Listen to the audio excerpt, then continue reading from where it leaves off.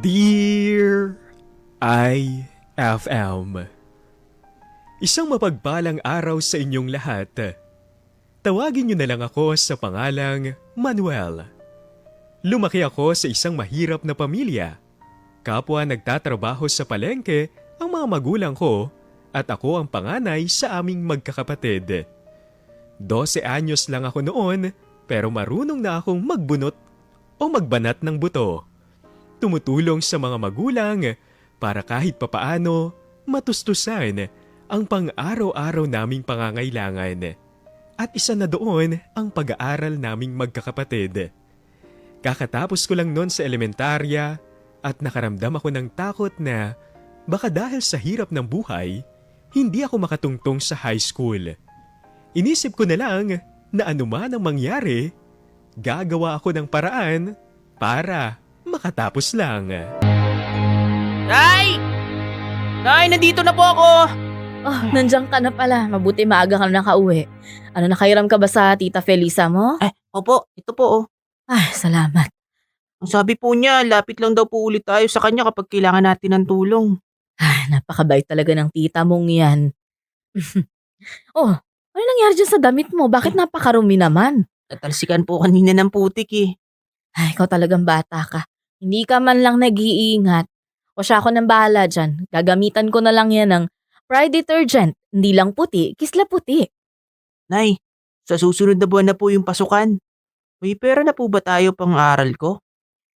Ay, nako, pasensya ka na anak, pero mukhang kailangan mo munang tumigil sa pag-aaral. Bakit po? Anak, hindi nakakayanin ng gastusin sa pag-aaral mo. Pagpasensyahan mo muna sa ngayon ang kalagayan natin, ha? Alam mo namang halos isang kahig, isang tuka itong buhay natin. Sige po, Nay. Ayos lang po sa akin. Ayaw ko naman pong ipagpilitan natin kung di naman po talaga kaya eh. Salamat sa pag-intindi, anak, ha? Huwag ka mag-alala. Makakapag-aral ka din. Hindi lang muna ngayon. Huwag niyo po akong isipin. Kung nakapagtapos lang sana kami noon. E di sana, mas magandang eskwelahan yung pinagpaaralan namin sa'yo at meron ka magandang buhay. E kaso wala rin. Mahirap din ang buhay namin noon. Kaya ikaw, Manuel, kung sakaling makakapag-aral ka pa ulit, pagbutihin mo. Mahirap ang tumandang walang pinag-aralan. Huwag mo na kaming tularan ng papa mo na walang pinag-aralan. Kaya, eto kami ngayon, nagtitiis sa kakarampot na sweldo. Opo, Nay. Gustong-gusto ko po talaga mag-aral at mapagtapos yung sarili ko. Dahil doon, makakatulong po ako sa inyo. Anak, ano bang gusto mong kunin na kurso sa kolehiyo? Yung teacher po, pangarap ko po maging isang teacher po eh. Mataas naman pala ang pangarap ng anak ko eh. Sayang lang dahil hindi man lang kita matulungan sa gusto mo, anak. Nay, huwag po kayong mag-alala. Maghahanap po ako ng paraan para tustusan ang pag-aaral ko. Para hindi na rin po kayong mahirapan sa akin. Kapag nakapagtapos na po ako naman po ang bubuhay sa inyo. Kahit na sinabi kong maghahanap ako ng paraan para tustusan ang pag-aaral ko, hindi ko pa rin talaga alam kung papaano. Kaya nasabi ko sa sarili ko na, sige, hihinto muna ako sa pag-aaral. Kapag nakahanap na ako ng mapagkakakitaan, saka ako unti-unting mag-iipon para makabalik sa pag-aaral.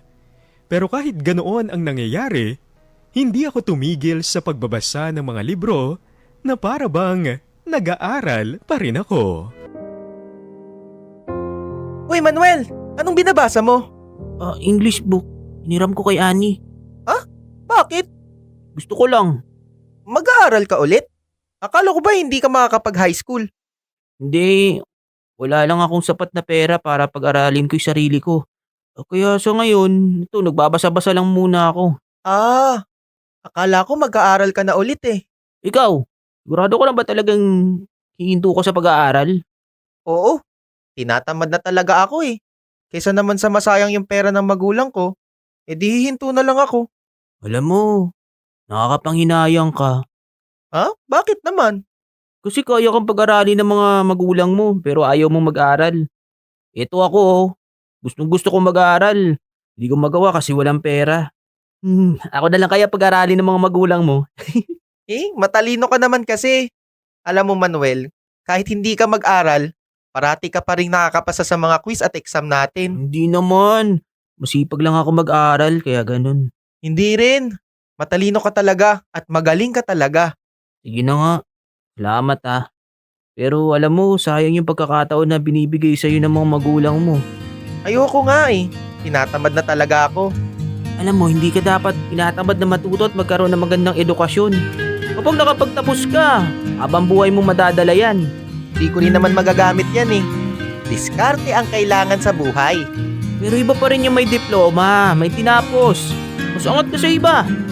Kaya ako, gagawin ko ang lahat para makapag-aral lang ako at makapagtapos.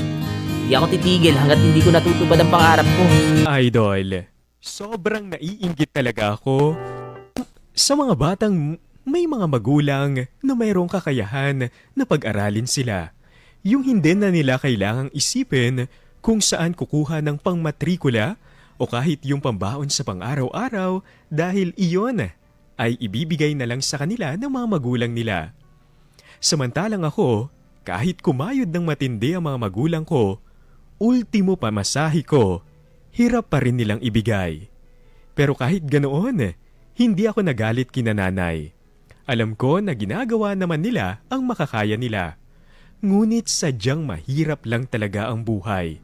Kaya pinapasa Diyos ko na lang ang mga pangarap ko at umasa na tutupad rin yun matutupad rin yun balang araw. Hanggang isang araw... Nay, nandito na po pala kayo. Ano po?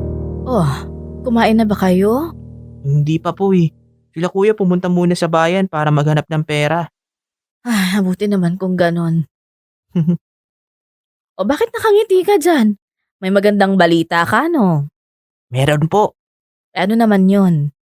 Pumunta po kanina rito si Tita Felisa. Oh, talaga? Paanong oras? Mga tanghali po. Nagdala pa nga siya ng pagkain natin eh. Sabi niya, aabot na raw po yun hanggang hapunan. Ay, naku, sayang naman at hindi ko pa naabutan. Ay, nahihiya na talaga ako sa tita mong yan. Marami nang nagagawa yan para sa atin. Eh, bakit nga pala nagpunta? May binalita po siya. Nakarating daw po sa kanya yun na hihinto po ako sa pag-aaral dahil wala po tayong pera. Oh, tapos? Ang sabi niya, kung ayos lang daw po sa inyo, siya na lang daw po magpapaaral sa akin sa high school. Ha? Totoo ba yung sinasabi mo, anak? Opo, Nay. Kahit nga po ako, hindi ako makapaniwala eh. Teka, sandali. Bakit naman niya naisip gawin yon? Nanghihinayang daw po siya sa akin. Ay, sa bagay. Nakakapanghinayang naman talaga ang talino at sipag mo sa pag-aaral. Kaya nga nung nagdesisyon akong titigil ka muna, nalungkot ako at nanghinayang din talaga ako. Pero Nay, hindi na po natin kailangang manghinayang ngayon kasi nandiyan na po si tita para pag-aralin ako. Gusto lang daw po niyang malaman kung ayos lang daw po sa inyo. Eh, sa akin walang problema. Aba, magandang oportunidad yan para sa'yo, anak. Pero kasi iniisip ko lang, malaking responsibilidad din ito kasi malaki yung magiging utang na loob natin sa kanya. Eh, kaya mo bang panindigan na mag-aaral ka ng mabuti? Opo, Nay. Gustong gusto ko po talaga kasing mag-aaral eh. Ay, o sige. Ikaw ang bahala. Kung alam mo namang kaya mo at nakikita kong pursigido kang mag-aral, hindi na kita ko kontrahin.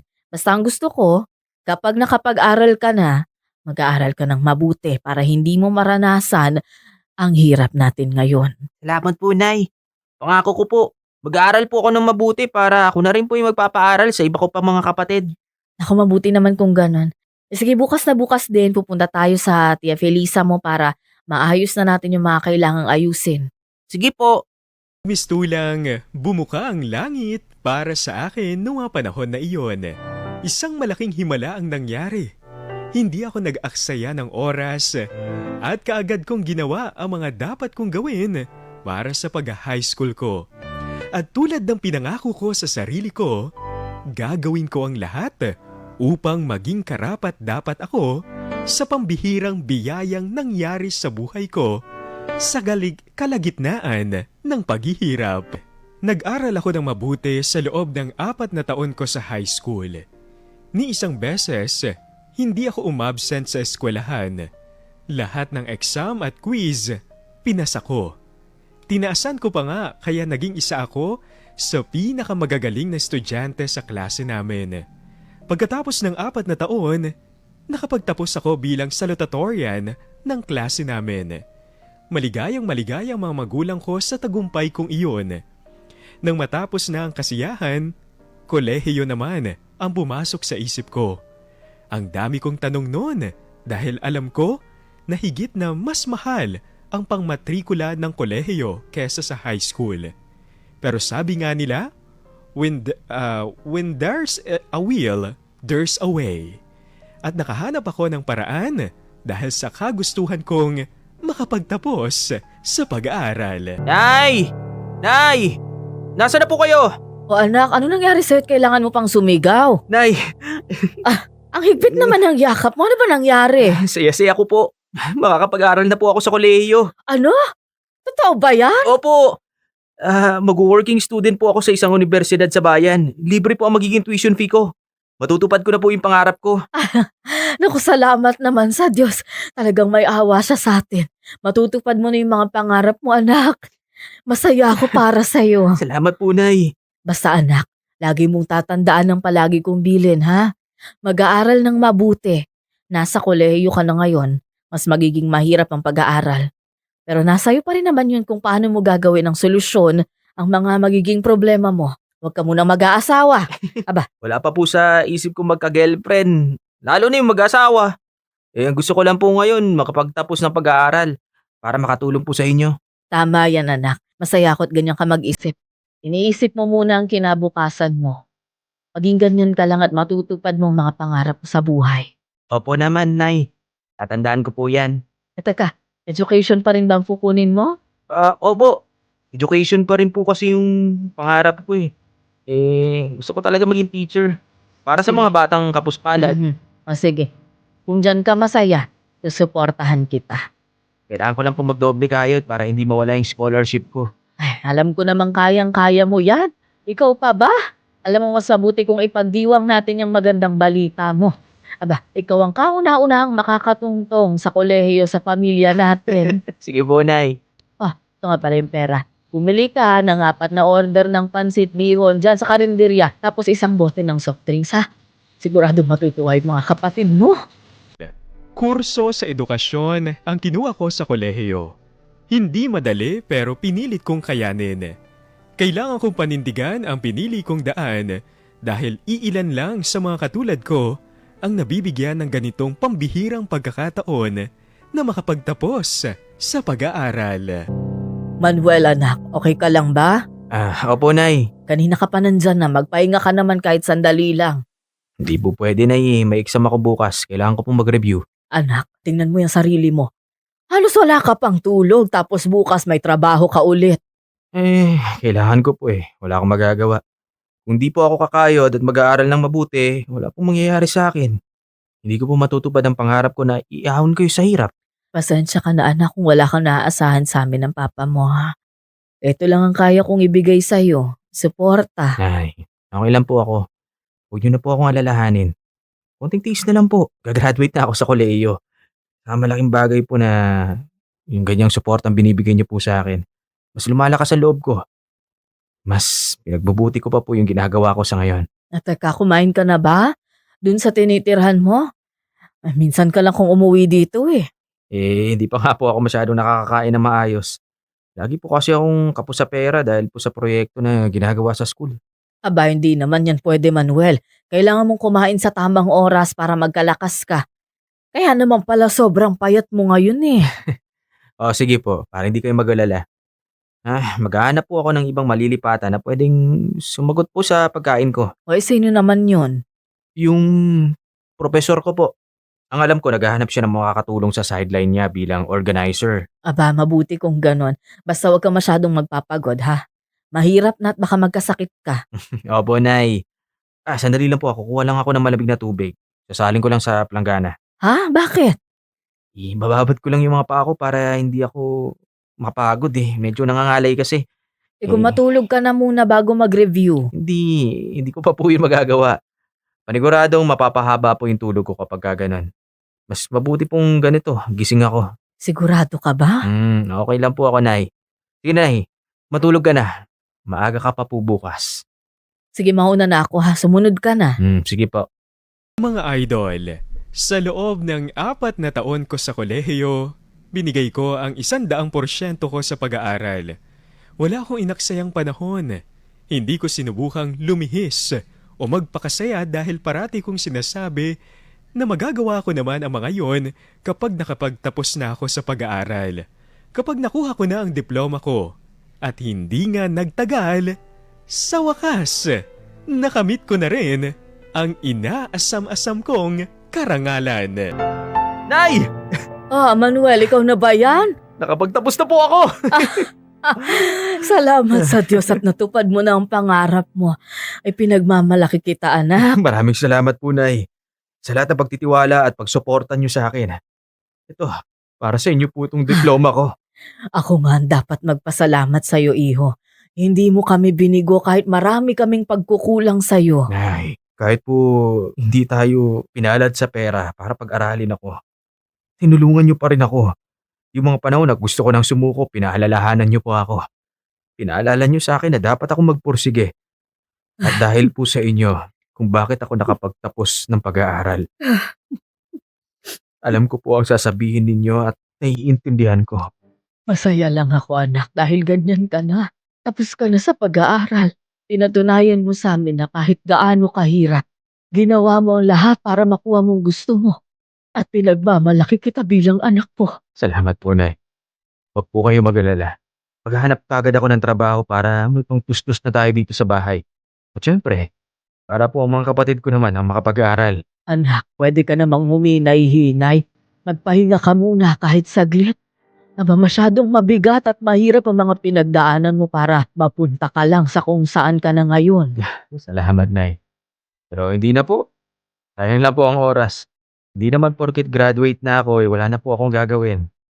Ito pong diploma na to. Ito po ang gagamitin ko para makahanap ng matinong trabaho.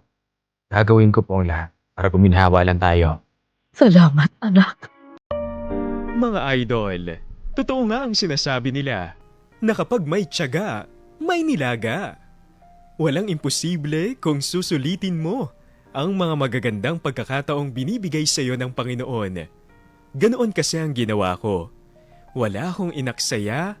Sa halip, mas lalo ko pang pinagbuti dahil alam ko na ang magandang edukasyon ang makakatulong sa akin upang masabayan ang totoong hamon ng buhay. Ito ang magiging sandata ko para hindi ako basta-basta matatalo. Kaya heto, isa na akong ganap na guro at minamahal ko ang trabahong ito sa bawat araw na dumadaan. Dito ko na tatapusin ang kwento ko. Sana nakapagbigay ako ng aral at inspirasyon sa lahat ng nakikinig ngayon. Nagpapasalamat, Manuel.